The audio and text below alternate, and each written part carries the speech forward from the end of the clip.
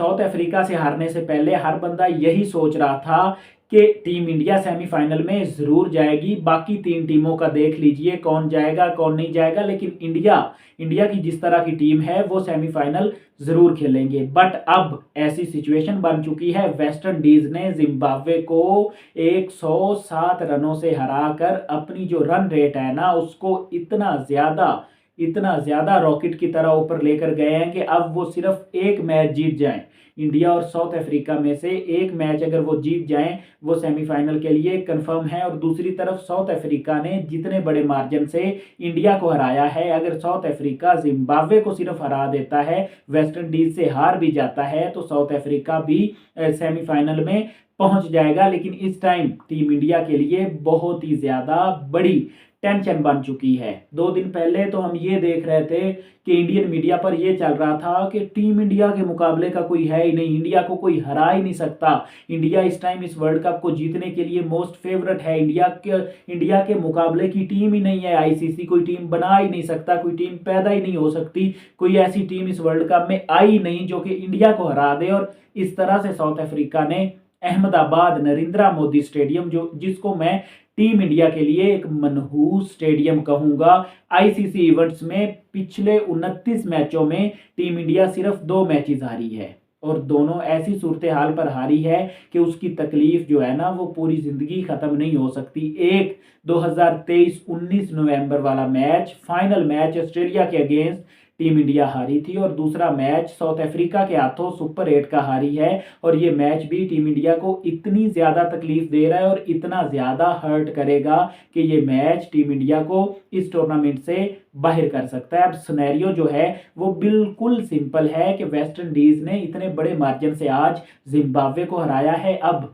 अब इंडिया के लिए उनके हाथ में, उनके बस में कुछ नहीं है। यानी कि जो ये बोलते थे कि पाकिस्तान कुदरत के निज़ाम पर चलता है, अब इंडिया वालों को कुदरत के निज़ाम पर बहुत ही ज़्यादा जो है वो उम्मीदें लगानी पड़ेंगी, क्योंकि इस टाइम आप देख लीजिए वेस्ट इंडीज़ ने आज जिस तरह से खेला है, हेटमायर ने जिस तरह की आज आउट क्लास हिटिंग की है, जिस तरह से आज हमने देखा है कि पोवल जो कि बिल्कुल ऑफ कलर दिखाई दे रहे थे, आज जिस तरह से उसने छक्के मारे हैं, रदरफोर्ड ने आज बैटिंग की है, उसके बाद नीचे से अगर हम देखें शेफर्ड ने बल्लेबाजी की है, फिर होल्डर ने आकर छक्के लगाए हैं। तो आप वेस्ट इंडीज़ की टीम को हल्के में अब नहीं ले सकते, और मेरा ये मानना है साउथ अफ्रीका इस टाइम इस वर्ल्ड कप की बेस्ट टीम है, और इस वर्ल्ड कप को जीतने के लिए भी साउथ अफ्रीका को मैं मोस्ट फेवरेट मान रहा हूँ। लेकिन इन कालों को आप हल्के में अब नहीं ले सकते। वेस्ट इंडीज़ी जो हैं वो किसी के भी रंग में भंग डाल सकते हैं, और थर्सडे को होने वाला साउथ अफ्रीका और वेस्ट इंडीज़ का ये मैच, मैं ये मान के चल रहा हूँ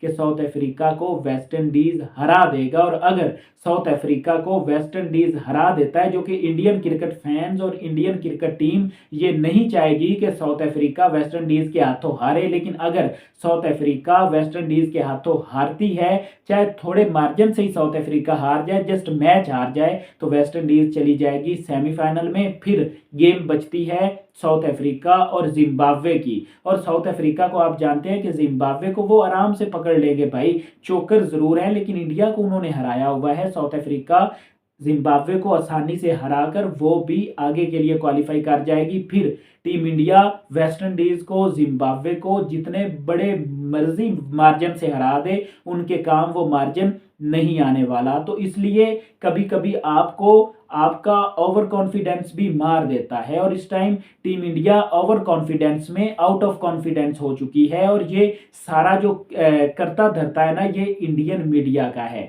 इतना झूठ बोलते हैं, इतना झूठ बोलते हैं, इतनी घटिया उन्होंने बातें की थी। पाकिस्तान से जीतकर उन्होंने ये समझा कि हम वर्ल्ड कप जीत गए, लेकिन इस टाइम पाकिस्तान तो वर्ल्ड कप की रेस में शामिल है। सेमीफाइनल की रेस में पाकिस्तान एक तगड़ा उम्मीदवार बना हुआ है।